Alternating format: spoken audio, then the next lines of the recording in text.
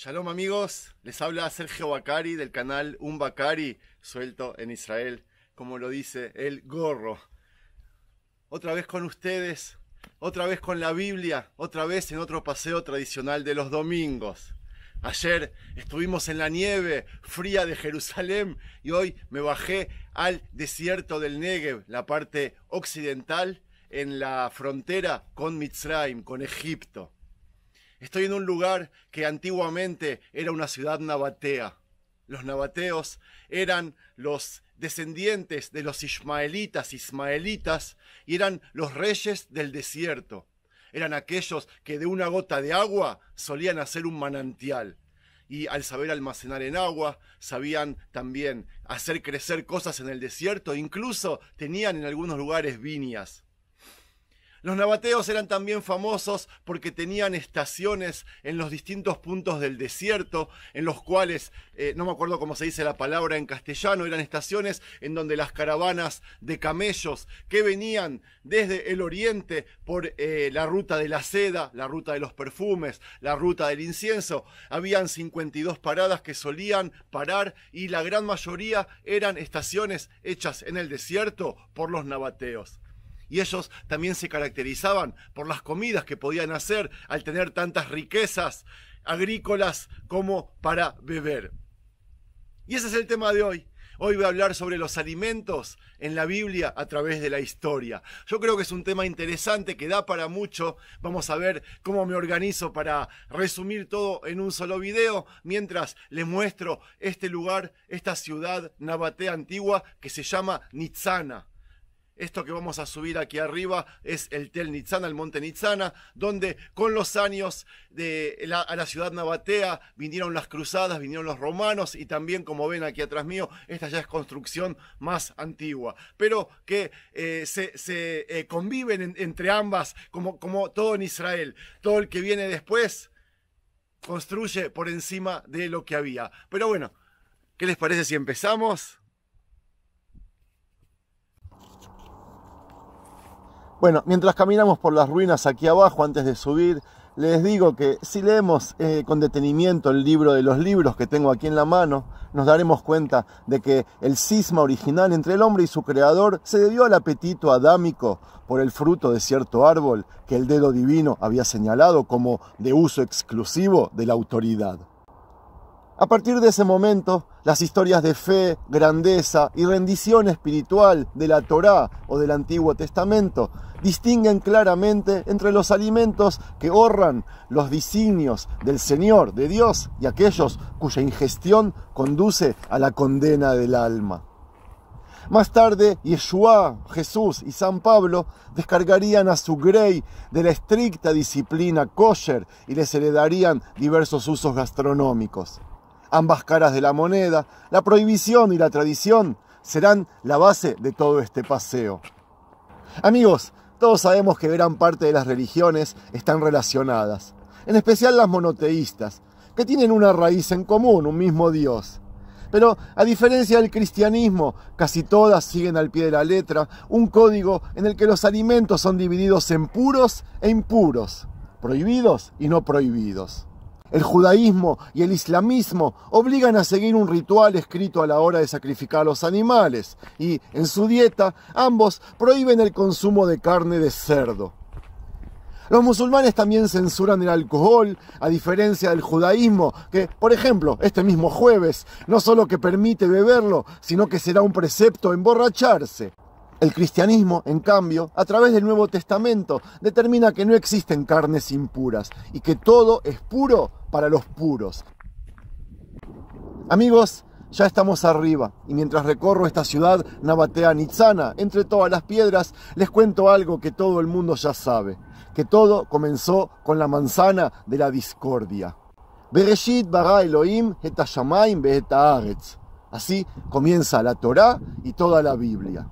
En el relato bíblico de la creación podemos encontrar cuál fue la dieta original que Dios dispuso para el hombre, antes de que el pecado entrara en el mundo. Vayomer Elohim, hine natati lachem et kol esef zorea zera asher al pnei kol haaretz vet kol haetz asher bo pri etz zorea zera lachem y el leachilá. Esta dieta, original de cereales, oleaginosas y frutas, era necesaria para el sustento físico de Adán y Javá. Pero además del sustento físico, ellos tenían el acceso al árbol de la vida para prolongar la vida física que Dios le había dotado al primer ser humano. Pero este pecó y comió lo que no debía.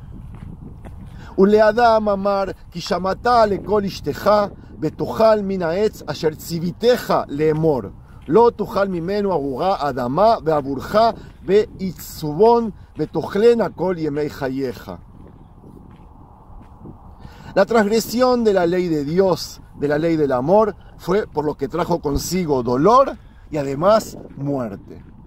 Luego, el hombre comenzó a consumir carne. La descendencia de Caín antes del diluvio comía carne, no está descrito así en la Torá, pero el consumo de carne no había sido autorizado por Dios. Después del diluvio, Dios autorizó el consumo de carne, pero prohibió el consumo de su sangre. Es decir, que los animales que se iban a consumir debían ser desangrados.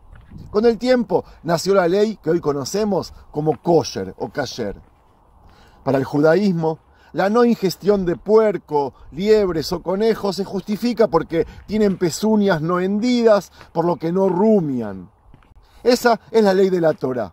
Pero para mí el argumento es débil de justificación, ya que siguiendo los mismos parámetros, muchos otros animales deberían entrar en el grupo de bestias prohibidas, y no lo están.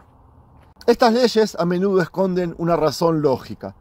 Mi interpretación, por lo menos, o la más aceptada de esta prohibición es de que el cerdo era transmisor de la triquinosis, y solo utilizando la palabra castigadora de Dios era posible alejar a la población o a las multitudes hambrientas de las rosadas y enfermas carnes del puerco, del cerdo o del tocino. En tiempos de Torá, la alimentación fundamental era el pan. Ya Caín dedicaba a cultivar los campos para preparar un pan hecho de trigo, avena o cebada. Por otro lado, si bien en la Torá Dios aboga por el consumo de vegetales, dependiendo, claro, del ciclo agrícola estacional, fue tras el diluvio y la consecuente desaparición de toda la vegetación de la tierra cuando el hombre recibió el permiso divino para empezar a comer carne. Aunque las antiguas escrituras son muy estrictas en cuanto a la ingestión de animales. Por ejemplo, están proscritas las aves de rapiña o carroñeras, como los cuervos, avestruces, gavilanes y también las garzas. En cuanto a los marinos, son animales impuros aquellos privados de aletas y escamas, como los calamares, crustáceos, pulpos y delfines. Esas son todas las leyes de kasher. Y también prohíben el consumo de los animales que se arrastran por el suelo. Seres abominables como la serpiente, que es la personificación del mal, y la gran culpable de la expulsión de Adán y Javá del paraíso, o cualquier otro reptil, rata y animal de compañía. Amigos, si avanzamos en la historia y llegamos a la época de Moshe, las carnes consumidas en los tiempos en que este líder alejó a su pueblo de la furia del faraón eran el cordero y el cabrito. Degollando el animal, su carne se consumía debidamente asada. Su sangre servía para verterse sobre el altar a modo de sacrificio, o también era utilizada para rociar los dos postes y el dintel de la casa en la que iban a celebrar el banquete. Imagínense, amigos, aquellos banquetes. Intenten oler el excelso sabor de una buena carne lentamente asada al fuego de leña, acompañada de pan y de verduras silvestres, cuyas sobras por ley debían ser inmoladas al día siguiente en hogueras especiales preparadas para la ocasión. Suena sabroso, ¿verdad? Pero la verdad es que la poca imaginación mostrada por la Torá a la hora de cocinar el cordero o el cabrito tiene razones de peso. El agua solía sufrir proceso de putrefacción y tenía un sabor que hacía imposible su utilización en la preparación de un guiso. Con agua de tan baja calidad, la bebida básica de los hebreos y el único líquido con el cual podían elaborar cocina de puchero era la leche de cabra o de oveja. Pero para un hebreo, para un hijo de Israel, sin embargo, era pecado cocer la carne de cordero con la leche de su propia madre, lo que era entendido como un incesto sin paliativos, y que a ojos de un ateo se trataría de un incesto francamente pasteurizado. Al contrario de lo que pudiéramos pensar con tanta leche de por medio, los fieles seguidores de las palabras de Dios eran unos expertos cultivadores de vid y por ende excelentes consumidores de vino. En la Biblia no es pecado beber si no es en exceso. Y la tradición del vino fue adoptada por el Nuevo Testamento, a tal punto que durante el oficio de la misa, el capellán ofrece vino a los fieles como representación de la sangre de Cristo o de Yeshua. Por los evangelios hemos sabido que la dieta de Yeshua era muy simple: frutas, vegetales, vino tinto, agua y por supuesto pescado. Algo lógico si pensamos que la mayoría de los apóstoles eran pescadores y el mar de Galilea abastecía de este alimento a los fieles y a toda la población. No es extraño, por ende, que Yeshua haya logrado, según la tradición o la fe cristiana, el milagro de la multiplicación de panes y peces. Comprobada la humilde alimentación de Yeshua, resulta lógico que uno de los pecados capitales sea el de la gulá. El vicio de comer y del beber en exceso supone un caos, algo que va en contra de las doctrinas dictadas por el Mesías cristiano, que fue un hombre de una austeridad vital a prueba de cruces. Por su parte, San Pablo dio libertad a los cristianos de celebrar lo que deseen durante el Shabbat o el séptimo día, a diferencia de lo que dicen las leyes de la Torá o del Antiguo Testamento, que dictó como día sagrado para los hijos de Israel, y en el que está prohibido encender el fuego para cocinar, una actividad considerada laboral. Sin poder hacerlo, los hijos de Israel se vieron obligados a desarrollar un recetario para ser elaborado el viernes y consumido en frío el próximo día, el sábado. Amigos, para resumir y mientras les dejo escritas las citas bíblicas, les cuento que en los tiempos bíblicos el desayuno se podía servir a cualquier hora desde temprano por la mañana hasta el mediodía. El almuerzo venía después que el trabajo de la mañana había sido completado o cuando el sol del mediodía hacía muy difícil trabajar. La cena era generalmente la comida principal para los hebreos, mientras que los egipcios, por dar otro ejemplo, servían su comida más importante justamente al mediodía. Yeshua, por otro lado, según Mateo, alimentó a las multitudes al fin del día, tarde a la noche. Los alimentos de la Biblia se pueden clasificar en 4 grupos: granos, verduras, frutas y productos de animales. Los granos se obtenían de los campos, se restregaban con las manos para separar la barcia y se comían crudos. A veces aplastaban o trituraban los granos en el mortero y cocinaban la harina en potaje o tortas. Este trabajo era realizado o por las mujeres o por los sirvientes. Las frutas crecían en gran abundancia en toda esta zona y consistían de uvas, higos, aceitunas, moras, granadas, naranjas, limones, melones, dátiles por supuesto, almendras y también nueces. Las uvas se comían frescas o secas en forma de pasas. Servían como elemento principal de los vinos que se hacían dulces o también fermentados. Las aceitunas se comían como alimento, pero también se usaban para hacer aceite de oliva, perfumes y un montón de cosas que le describí en el paseo que hice en el Monte de los Olivos, hablando de los árboles de oliva.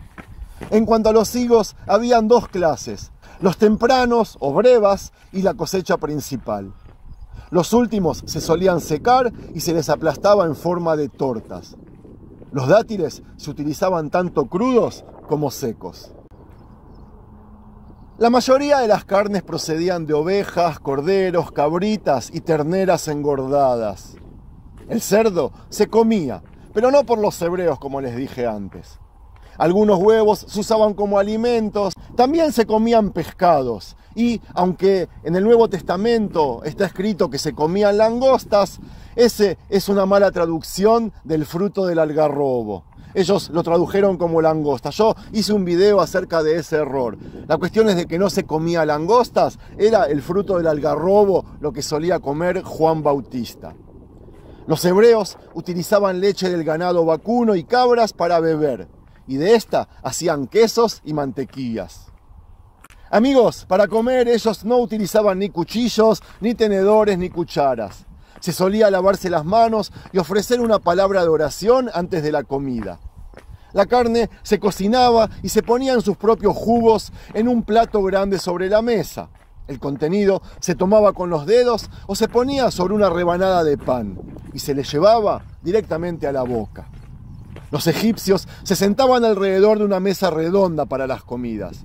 Los hebreos primitivos se sentaban, se arrodillaban o se ponían en cuclillas mientras comían, pero más tarde evidentemente se reclinaban para comer. En algunas oportunidades se recostaban en los 3 lados de una mesa rectangular, dejando el cuarto lado libre para que los sirvientes pudieran servir. Y listo, amigos, eso ha sido todo.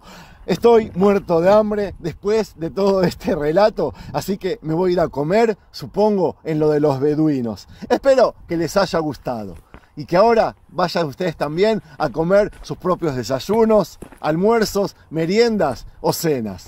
Meteabón. Hola amigos, que el Señor les bendiga. Soy el pastor Héctor Ruiz de Argentina, un amigo del canal. Quería recordarles que si les gustó el video, no olviden dar un pulgar para arriba. Bendiciones.